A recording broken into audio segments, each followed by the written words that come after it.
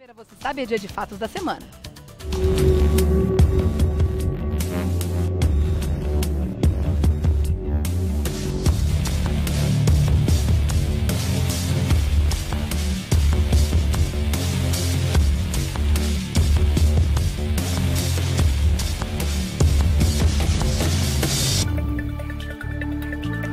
Fatos da semana de hoje, a gente vai falar sobre a prisão do ex-presidente da Câmara dos Deputados, Eduardo Cunha, que foi preso pelo juiz federal Sérgio Moro, que é o responsável pelos processos da Operação Lava Jato em primeira instância. Pode rodar o VT.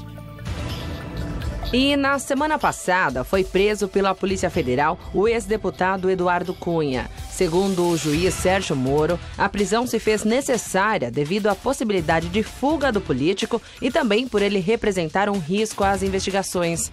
O ex-presidente da Câmara é acusado de receber 5 milhões de reais de propina em contas na Suíça, abastecidas com dinheiro originário de contratos de exploração de petróleo da Petrobras na África. Ele é réu da Operação Lava Jato sob acusação de corrupção, lavagem de dinheiro e evasão de divisas. Mas quais podem ser os desdobramentos desta prisão? É o que vamos ver agora no Revista da Cidade. Para falar sobre esse assunto, a gente recebe hoje no Revista Dr. Leonardo Pantaleão, que é advogado. Seja bem-vindo ao programa, Obrigado, tudo bem? Obrigado, eu que agradeço o convite. Obrigada pela presença. Imagina. Vamos entender um pouco mais sobre quais são as acusações que pesam sobre o ex-presidente da Câmara, Eduardo Cunha. Sobre quais crimes ele está sendo acusado neste momento? Na verdade, ele surgiu nessa investigação como decorrência das próprias colaborações premiadas que já foram feitas e também pelas investigações em paralelo que a Polícia Federal vem fazendo. Tá. A par disso, começa a surgir, por exemplo, suspeitas da prática de crime de corrupção, a lavagem de dinheiro, ocultação de bens, evasão de divisas por conta do valor pecuniário que ele tem fora do Brasil, que de acordo com o Ministério Público Federal, aquelas contas são dele, embora ele negue isso, mas as contas são dele. Tá. Então, isso tudo monta um cenário que é um cenário que deixa sugerido de que ele vinha caminhando numa prática criminosa já há algum tempo. Tá. E a partir daí desperta, claro, naturalmente, a preocupação por parte das autoridades, culminando com essa prisão, né? Hoje ele é réu em mais de um processo. Hoje ele já tem algumas ações penais contra ele, não só em Curitiba. Ele tem ações penais também em outros locais, ele tem ação penal em outros estados também, inclusive Brasília, ele é réu em ações penais também. E por que foi pedida a prisão preventiva dele nesse momento? Essa questão da prisão preventiva é interessante porque quando nós paramos para refletir, existem até alguns argumentos no sentido de que, poxa, mas o Supremo Tribunal Federal não tinha mandado prender, agora quando o Supremo desloca o processo dele para Curitiba, o juiz Sérgio Moro decreta a prisão. Esse, aliás, é um dos argumentos da defesa. A defesa diz que não haveria motivo tanto assim que porque o Supremo não tinha causa nova. Não tinha nenhuma causa nova. Sim. Mas é importante a gente também lembrar o seguinte, embora seja um argumento interessante, esse usado pela defesa, mas é importante nós lembrarmos que o Supremo Tribunal Federal, mesmo que quisesse mandar prender naquela época, não podia. Porque a Constituição proíbe isso. Sim. Porque nós estamos falando de um parlamentar no exercício do mandato e que tem as suas imunidades. Precisava ser cassado primeiro, como aconteceu. Ou então numa situação de flagrante, como aconteceu com o senador Delcídio. Sim. Né? Quer dizer, então, a partir do momento que você não tem essa única alternativa, que seria um flagrante de um crime inafiançável, a Constituição Federal proíbe a prisão. Tá. Então é por essa razão que o Supremo Tribunal Federal, naquela ocasião, não podia fazê-lo. E quais são os argumentos do juiz Sérgio Moro para mantê-lo na prisão preventiva nesse momento? O que, na realidade, o juiz Sérgio Moro apresenta é exatamente essa prática reiterada criminosa que, de acordo com a investigação, ele vinha praticando. Está sendo acusado de ser um criminoso serial, né? Sem dúvida. E mais do que isso também, já parece que já ocorreu aí algum tipo de coação lá atrás. Tanto é que há uns 4 meses atrás, o assessor dele foi preso por determinação do Supremo. Mas ele, pela imunidade, não foi. Agora, então, os fatos, como vem se repetindo, supostamente essas atuações de bastidores, no sentido de, eventualmente, tentar frustrar uma colaboração de alguém, fornecimento de subsídios que venham a fomentar uma eventual ação penal contra ele, é que se entendeu que ele está dentro daquelas hipóteses que a legislação processual penal permite que seja decretada a prisão preventiva, porque estaria, em tese, atrapalhando a investigação. E a dupla cidadania também é um indício de que ele poderia, de repente, fugir daqui. Apesar que a gente também tem que ser, assim, o simples fato de ter uma dupla cidadania não significa que necessariamente vai fugir. Foi usado como argumento, é fato, mas o que a defesa sustenta é que precisa de um algo mais para poder comprovar ele está prestes a fugir. Tá. Né? Então, a discussão em relação a essa possibilidade de fuga, ela vai girar em torno disso. A defesa disse que era só tirar o passaporte da mão dele. Exato, quer dizer, você teria outras medidas diversas da prisão e menos drásticas que poderiam buscar a mesma tranquilidade processual. Tá. Essa é uma delas, entrega o passaporte e acabou. Quer dizer, você em tese, essa possibilidade de saída do país, você já minimiza, né? Eu acho que a questão da coação é ainda muito mais forte do que esses outros argumentos, como você está dizendo, né? Porque, afinal de contas, enquanto ele estava no governo, ele era considerado um dos homens mais poderosos da República até então. Tanto que foi ele o responsável pelo encaminhamento, né? E pelos deputados conseguirem a votação do processo de impeachment, que culminou com a saída da presidente Dilma Rousseff, né? E logo depois, que foi justamente onde começa a derrocada de Eduardo Cunha. É verdade. Né? E aí não podemos esquecer também um outro ponto importante. Enquanto ele estava no governo, ele acabou também, no meu modo de ver,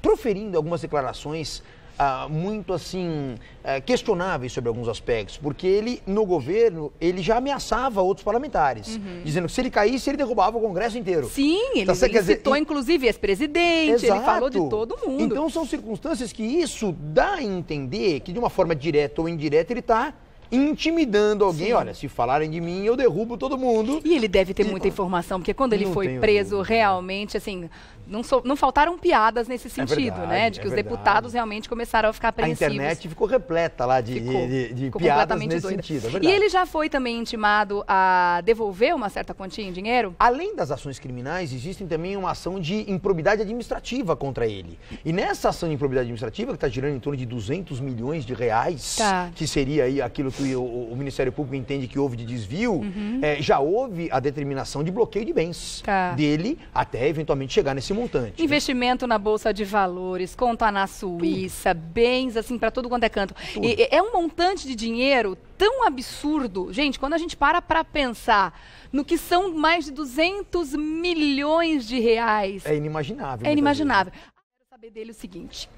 Só o fato, eu vou retomar a pergunta, tá? Só o fato da justiça conseguir comprovar um patrimônio tão gigantesco como esse, uma verdadeira fortuna, que uma vida pública não justifica em termos de ganho, já não seria mais do que assunto para manter ou para condenar um deputado por corrupção? Na realidade, o que o direito vai possibilitar ele é o direito de defesa. Ele vai ter que tentar esclarecer que esse dinheiro que ele tem... é um dinheiro lícito. Se não for, aí estamos diante de uma grande perspectiva de uma condenação, né? A prisão, ela sempre tem que ser vista com um pouco de cautela. A prisão, na realidade, o fato de existir um indício não significa que necessariamente deve haver a prisão, porque nós estamos falando de uma hipótese excepcional, que é uma prisão antes de uma condenação. Então, o legislador toma um pouquinho de cuidado em relação a isso. Mas, sem dúvida alguma, esses indícios... se não forem apresentados durante o processo, aquilo que nós chamamos de contraindícios tão forte quantos, certamente vai fomentar uma condenação. Agora, quando a gente fala de delação premiada com relação ao ex-deputado Eduardo Cunha, a gente já pode imaginar que muito coelho vai sair daquela cartola, né? Verdade. Claro que isso depende do que pode acontecer com ele. Mesmo porque a família dele também está envolvida. Ele chegou a chorar quando falou da filha um tempo atrás. A gente se lembra daquele teatrinho todo, sei lá se foi teatro ou não, mas a gente sempre desconfia quando o assunto são esses caras, né? A Cláudia Cruz, que é a esposa dele, está envolvida, o nome dela já foi citado, tem contas no nome dela, inclusive, e a filha. Para livrá-las, você acha que pode aparecer muito mais coisa ainda dentro dessa investigação? Olha, na questão da colaboração premiada... ele vai ter que vir com coisas muito impactantes. Por quê? Isso porque ele contratou um advogado especialista em delação premiada também, né, doutor? Dr. Marlos, né, que já fez aí algumas delações. Agora, a questão é a seguinte, como nós estamos numa fase muito avançada da Operação Lava Jato, só vai interessar para o Ministério Público se ele vier com coisas que realmente até então eram desconhecidas. Porque se simplesmente ele vier e repetir coisas que o Poder Público já sabe, não vai interessar para o Ministério Público seja feita uma colaboração premiada. Então, necessariamente, quando falamos de uma colaboração premiada do Eduardo Cunha, ela já tem que vir bombástica. Porque se ela não vier bombástica, não tem interesse em relação a ele. E eu acho que o que vai pesar, de fato, para ele embora tenham todos os outros contrapontos que precisam ser mencionados também, em termos de, muitas vezes até risco pessoal, né? Claro. Familiar e daí por diante, mas o que vai pesar é a perspectiva de se calcular uma eventual condenação pelos crimes todos nos quais ele vem sendo acusado, e os benefícios que a colaboração premiada pode trazer a ele. Então, acho que é essa balança que ele vai ter que verificar e aí ele vai decidir se realmente vai optar por um lado ou por outro, né? Eu estou ansiosa. Acho que todos estamos, né? Para saber o que ele vai dizer. O que vier pode ser algo aí realmente que comprometa bastante. Derruba muita gente, né? Muita gente. E é o que a gente espera. Sem dúvida. Corruptos sejam punidos, por favor. É verdade. Agora vamos falar rapidamente para a gente encerrar o nosso papo de hoje sobre a PEC 241, que é a PEC do teto, que deve ser votada hoje, né? Que os deputados não querem deixar mais para o final da semana. Também, né? Polêmica para Chuchu. Eles não querem deixar mais para o final da semana justamente para que tenha quórum suficiente, já que no final de semana tem eleição, tem o segundo turno em muitas cidades.